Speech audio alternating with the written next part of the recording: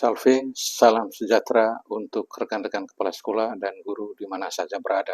Kita jumpa lagi di Beninaler Channel yang selalu hadir membahas materi bernuansa pendidikan.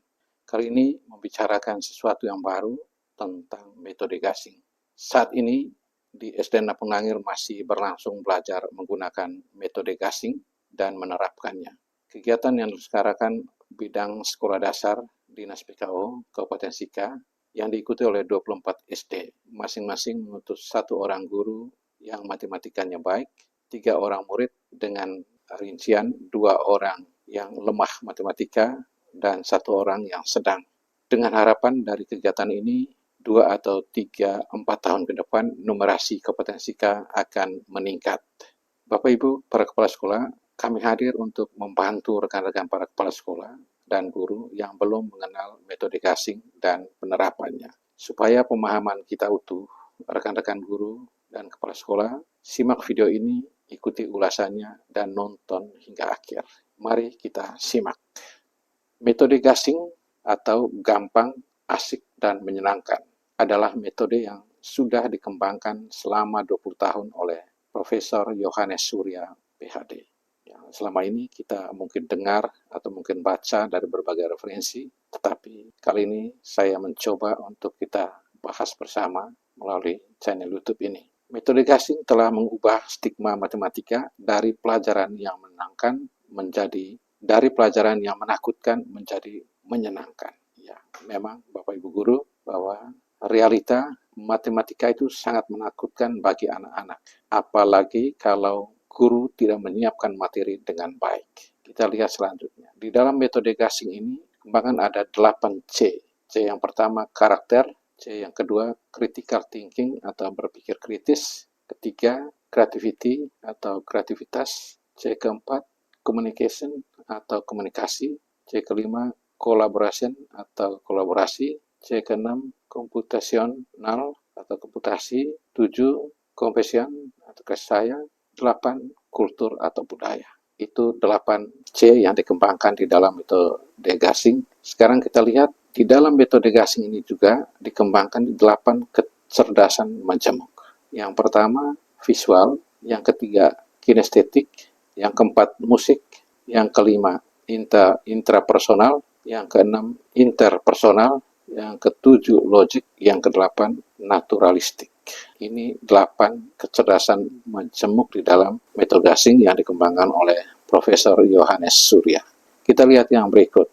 Di sini juga telah ada itu gasing akademik, ya, satu lembaga yang memiliki buku Pandai Matematika Gasing yang terdiri dari 3 modul pelatihan. Kita lihat dari 3 modul pelatihan itu, yang pertama itu ada 4 materi di dalam modul itu. Pertama tentang penjumlahan, yang kedua perkalian, berikut tentang pengurangan, dan juga tentang pembagian. Itu di modul pertama. Dan ini yang sedang dikembangkan atau sedang dilatih di SDN Napung Nangir. Mereka membahas tentang modul pertama. Yang kedua, modul pelatihan kedua, itu ada 3 materi di dalamnya, yaitu bilangan bulat, pecahan, dan desimal. Modul pelatihan ketiga itu ada 4 materi di dalam, itu tentang satuan, tentang kelipatan, tentang perbandingan, tentang akar, dan pangkat.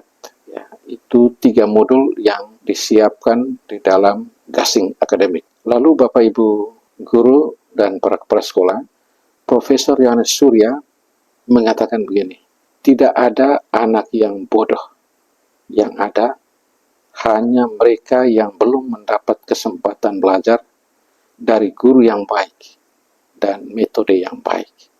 Betul Bapak Ibu guru, ketika kita melihat pemikiran dari Prof. Yohanes Surya ini, bahwa memang anak-anak kesulitan juga menemukan guru yang baik dalam pelajaran matematika, sehingga hasilnya juga kurang baik. Kita lihat apa yang perlu kita ketahui, bahwa di sini setiap metode memiliki kelebihan dan kelemahan, termasuk metode gasing. Pasti memiliki kelebihan dan juga pasti ada kekurangan.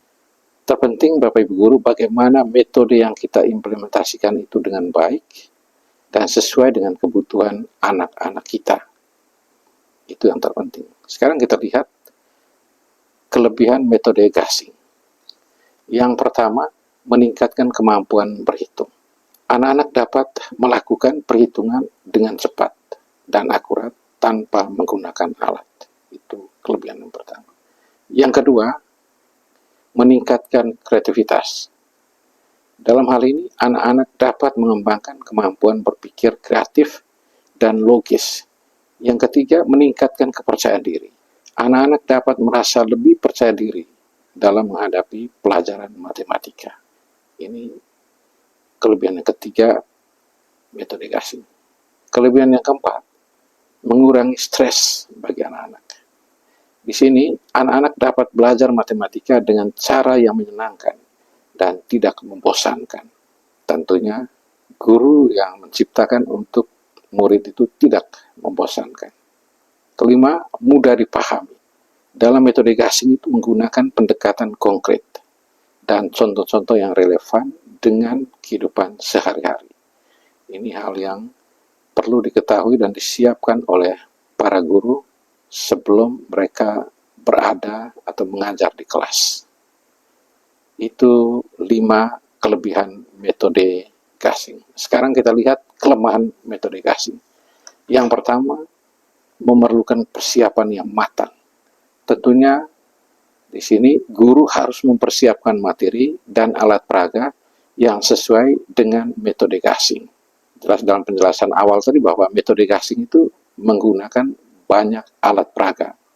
Alat peraga itu sesuai dengan konsep yang mau diajarkan. Yang kedua, memerlukan waktu yang lama. Metode gasing memerlukan waktu yang lama untuk menjelaskan konsep matematika secara mendalam. Ya, supaya anak bisa paham, maka konsepnya harus mereka dapat dari guru dengan jelas. Supaya siswa dapat menerima konsep yang baik, tentunya guru harus belajar dengan baik. Sehingga di sini, dalam hal ini, kelemahan dari metode gasing ini adalah memerlukan waktu yang lama untuk menyiapkan segala sesuatunya. Metode gasing mungkin juga tidak cocok untuk anak-anak yang memiliki gaya belajar yang berbeda. Karena di sini kita tahu bahwa ada anak yang belajar dengan penuh kesunyian, ketenangan, tidak ada yang mengganggu, tidak ada suara berisik, dan lain-lain. Tetapi ada anak yang harus memerlukan bunyi-bunyian ataupun hal-hal lain yang mempengaruhi dan mendorong dia bisa belajar dengan baik. Ini perbedaan dari setiap individu anak. Yang keempat, memerlukan kemampuan guru yang baik. Guru yang harus memiliki kemampuan yang baik dalam menjelaskan konsep matematika dengan cara yang menyenangkan dan interaktif. Ya, di sini ketika guru tidak memiliki kemampuan yang baik, maka jelasnya dia tidak bisa menerapkan metode gasing dengan baik. Nah, itu beberapa kelemahan dari metode gasing.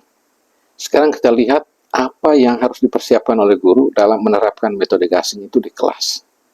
Yang pertama, metode yang sesuai, materi yang sesuai. Guru perlu memahami konsep matematika yang akan diajarkan dan memilih materi yang sesuai dengan metode gasing. Kita tahu, kita paham bahwa tidak semua konsep matematika itu cocok dengan metode gasing. Karena itu, kita juga menggunakan metode-metode yang lain. Yang terpenting, anak bisa memahami konsep matematika itu. Yang berikut, alat peraga. Guru perlu menyiapkan alat peraga yang relevan dengan materi, seperti kartu, blok, ataupun benda-benda lain, benda-benda konkret yang dapat membantu murid memahami konsep matematika. Ketiga, rencana pembelajaran. Ya. Guru perlu membuat rencana pembelajaran jelas dan terstruktur, termasuk tujuan pembelajaran, langkah-langkah pembelajaran, dan juga evaluasi dan asesmen. Itu 3 hal penting atau komponen penting dalam rencana pembelajaran. Apapun model rencana pembelajaran itu, tetapi 3 hal penting ini harus ada di dalam perencanaan. Yang keempat, lingkungan belajar. Guru perlu menciptakan lingkungan belajar yang nyaman dan mendukung, seperti mengatur meja, kursi, untuk diskusi kelompok.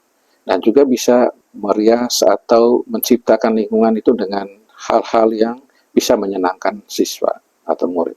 Yang kelima, kemampuan mengajar. Guru perlu memiliki kemampuan mengajar yang baik, seperti kemampuan menjelaskan konsep dengan jelas, mengelola kelas, dan juga memotivasi siswa. Ya, di sini jelas Bapak Ibu, konsep itu harus kita pahami betul sebelum kita menerapkan di kelas. Yang keenam, kesabaran dan fleksibilitas. Guru perlu memiliki kesabaran dan fleksibilitas dalam menghadapi perbedaan gaya belajar murid dan juga memantau kemajuan mereka. Ya, penting di sini Bapak Ibu guru selalu memahami dan fleksibilitas untuk bisa memahami perbedaan gaya belajar murid. Ya. Yang terakhir, evaluasi. Guru perlu menyiapkan evaluasi yang sesuai untuk mengukur kemampuan murid dan memantau kemajuan mereka dalam sebuah proses pembelajaran. Bapak Ibu kepala sekolah dan para guru, dengan menyiapkan 7 hal di atas, guru dapat menerapkan metode gasing dengan efektif dan membantu murid memahami konsep matematika dengan lebih baik. Tentunya di sini guru harus mempersiapkan diri dengan baik. Ya, ketika guru mempersiapkan diri dengan baik, maka dalam proses pembelajarannya di kelas, dia akan bisa jalankan dengan baik karena telah mempersiapkan diri baik. Pesannya dalam materi ini, Bapak Ibu, ketika guru mampu menciptakan kondisi yang menyenangkan bagi murid, maka murid kelas rendah senang dengan pelajaran matematika. Karena bagaimanapun bisa mengikuti materi itu dengan baik ketika murid itu senang dulu dengan mata pelajaran matematika. Jelasnya di balik itu harus senang dengan gurunya. Ingat bahwa murid senang dengan matematika ketika gurunya mahir, terampil, kreatif, dan menyenangkan. Selamat mencoba. Rekan-rekan kepala sekolah dan guru, semoga materi gasing ini sekurang-kurangnya ada gambaran sebagai bahan referensi di sekolah kita masing-masing.